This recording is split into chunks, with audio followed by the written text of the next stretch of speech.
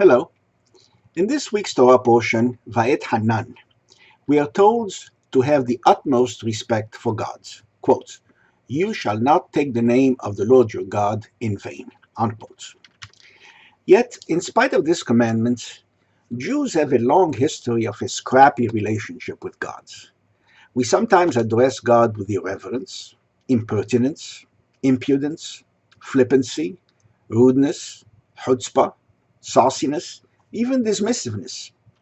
After all, our collective name, Yisrael, means he who struggles with God.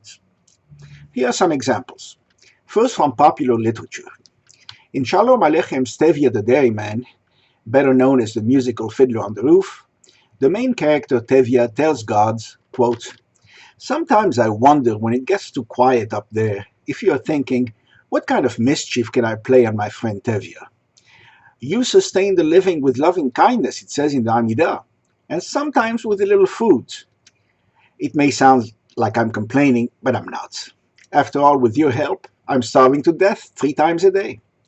Am I bothering you too much? I'm sorry. I know, we're your chosen people. But once in a while, can't you choose someone else?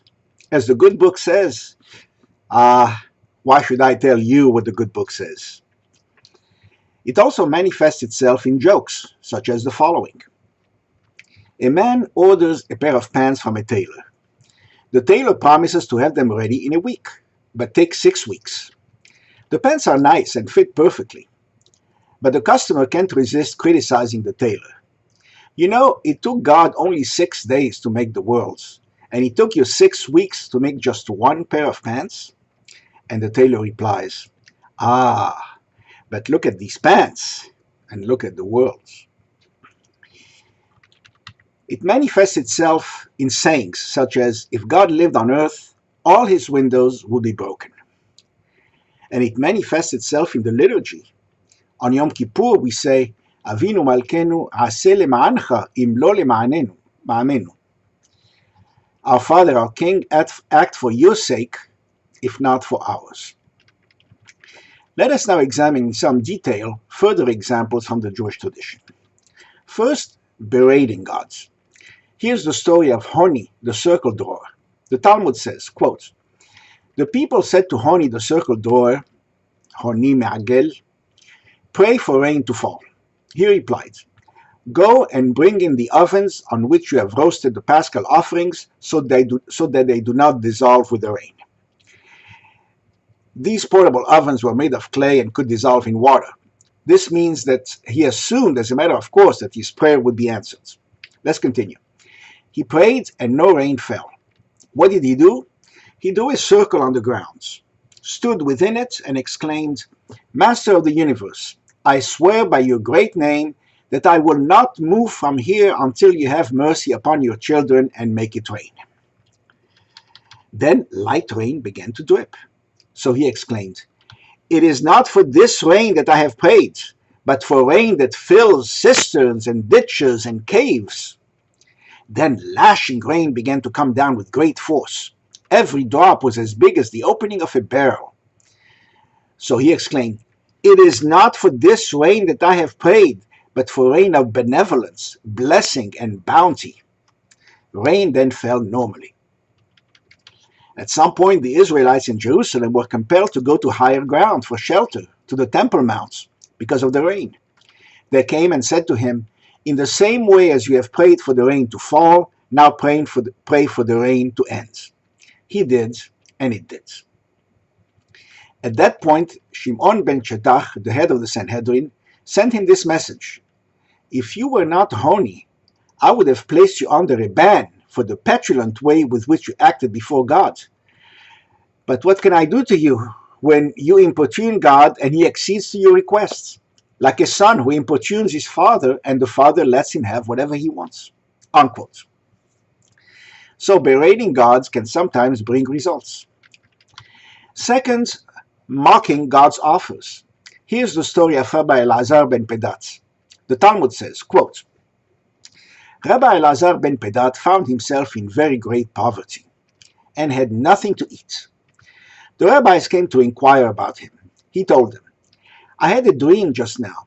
The Holy One, blessed be He, was sitting next to me, and I asked him, how long will I continue to suffer in this world?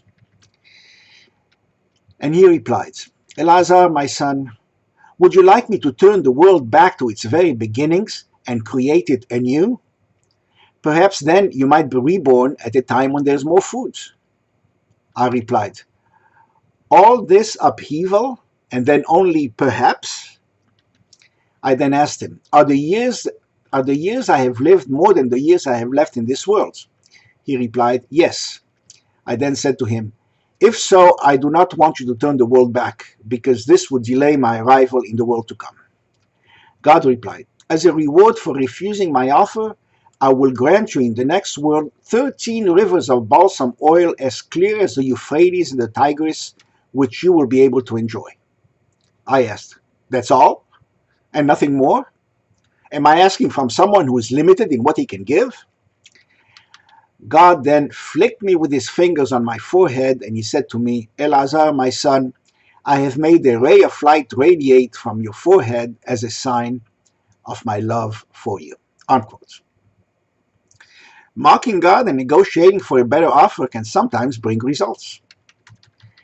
Third, ignoring God's opinion. Here's the story of the oven at Achnai. The Talmud says, quote, if an oven is cut from separate tiles, with sand between the tiles to hold them together, Rabbi Eliezer declared that it could not become impure, but the sages declared that it could. Rabbi Eliezer brought forth every imaginable argument to convince them, but they did not accept any of them. Rabbi Eliezer then said to them, if the halacha agrees with me, let this carob tree prove it. The carob tree was then torn 100 cubits out of its place. Some say 400 cubits. They retorted, no proof can be brought from a carob tree. Again he said to them, if the halacha agrees with me, let this stream of water prove it. The stream of water then flowed backwards. They rejoined, no proof can be brought from a stream of water. Again he urged, if the halacha agrees with me, let the walls of the house of study prove it. At this point, the walls inclined to fall. But Rabbi Yehoshua rebuked the walls, saying, when rabbis are engaged in a halachic dispute, what business do you have to interfere? Again he said to them, if the halacha agrees with me, let it be proved from heaven. A heavenly voice then cried out, why do you dispute Rabbi Eliezer? The law agrees with him in all matters. But Rabbi Yehoshua sprang to his feet and exclaimed, it says in the Torah, lo bashamayim hi, the Torah is not in heaven. What did he mean by this? Rabbi Yirmiyah said, he meant that the Torah has already been given at Mount Sinai, and it is up to us to interpret it. We pay no attention to a heavenly voice, because God has long ago written in the Torah at Mount Sinai, go along with the majority opinion. Rabbi Nathan met Eliyahu the prophet and asked him, what did the Holy One, blessed be He, do at that time? He replied, he laughed with joy, saying, my children have defeated me, my children have defeated me. Unquote. This passage has been called the keynote of the Talmud, the rabbi's declaration of independence. The rabbis tell God that the Torah is out of his hands, and that we on earth will decide what it means by majority vote, without interference from above. God evidently approved, and liked to see his children take charge so decisively. Rabbeinu Hananel, an 11th century Tunisian sage, even said that the voice from heaven was a test of whether the rabbis would hold their grounds and that they passed the tests. Here's the issue. A natural object cannot become impure. A man-made object can, but only when it is completed. Here the oven is made of natural parts, so each part cannot become impure. Rabbi Eliezer ruled that even as a whole, the oven cannot become impure. His colleagues ruled that once the oven is put together, it is completed and therefore can become impure. This is a conflict between the spirit and the letter of the law. Later sages argued that the majority rendered the wrong decision, and God had it right. But no matter. The 12th century sage Nachmanides, the Ramban, said that even sages will make mistakes, but it is better to let them make decisions applicable to all than having different laws for different Jewish communities. In support of the decision, the Jerusalem Talmud says, If the Torah had been given in a fixed form, the situation would have been intolerable. Moses said before God, "Lord of the universe, tell me what the decision is in each manner of the law." God replied, "The majority must be followed. When the majority declares a thing permitted, it is permitted. And when the majority declares a thing forbidden, it is forbidden. The Torah is capable of interpretation, with 49 points arguing one way and 49 points arguing the other way." Unquote. The fourth is not having to agree with God. Here's the story of Rabbi Shimon Bar Yochai. The Talmud and Midrash say, quote, "Rabbi Shimon Bar Yochai observed, there are 4 things that the Holy One, blessed be He, hates, and I too dislike them." Unquote. So he agrees with God's general idea, but doesn't go as far as God's. God hates these things, but he only dislikes them. The fifth is teaching God to make him change his mind. Here's the story of Moses. The Midrash says, quote, "God said to Moses in Exodus, 'I will punish the children for their parents' sins.' Moses said to him, 'Master of the universe, many wicked people have had righteous children. Shall the children bear the sins of their fathers?' Abraham was righteous, yet his father Terah worshipped idols. King Hezekiah was righteous, yet his father Ahaz was wicked. King Josiah was righteous, yet his father Ammon was wicked. Is it right that the righteous should be punished for the sins of their parents?" God said to him, "You have taught me something. By your life, I shall cancel my words and confirm yours." So it says later in Deuteronomy, "Parents shall not be put to death for their children, and children shall not be put to death for their parents.